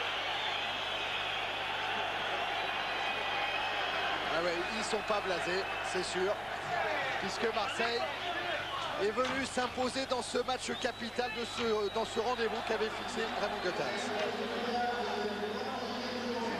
Bernard Tapie, c'est votre Coupe d'Europe cette saison. C'est le plus beau titre, le dernier. Qu'est-ce que vous venez de faire là? Il y a toujours un peu de bousculade dans une sortie de match. Très agité, très agité. Ben oui, c'est toujours un peu pareil. Mais le principal, c'est que Casoni et Olmeta, eux, soient heureux. Cette victoire est la leur.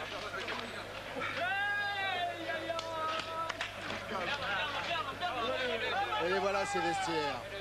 On les avait déjà vus très très joyeux à Nancy.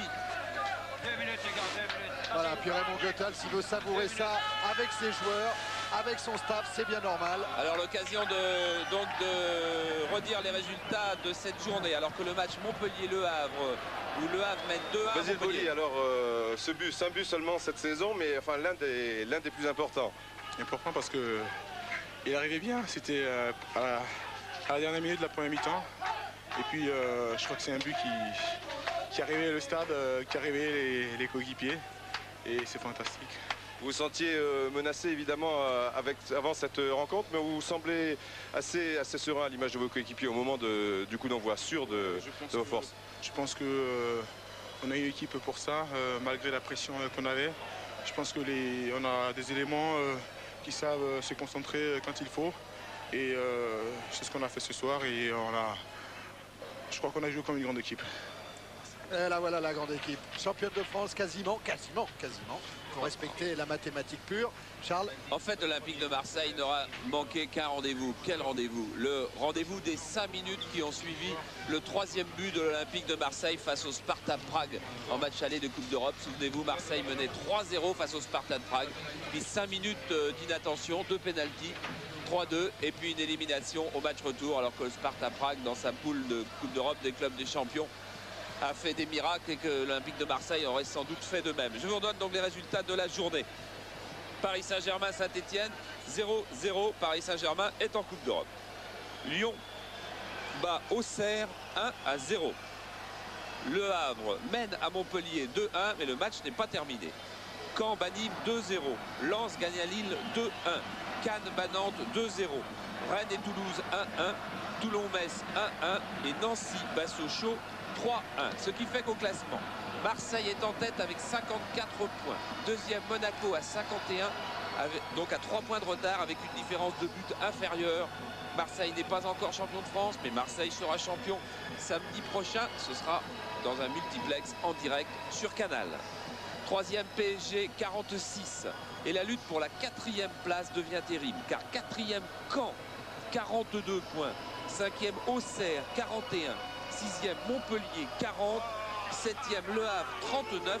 Ces 4 équipes peuvent encore finir 4e ou 5e si par hasard il y avait un Marseille-Monaco en finale de la Coupe de France qui pourrait offrir une 5e place qualificative.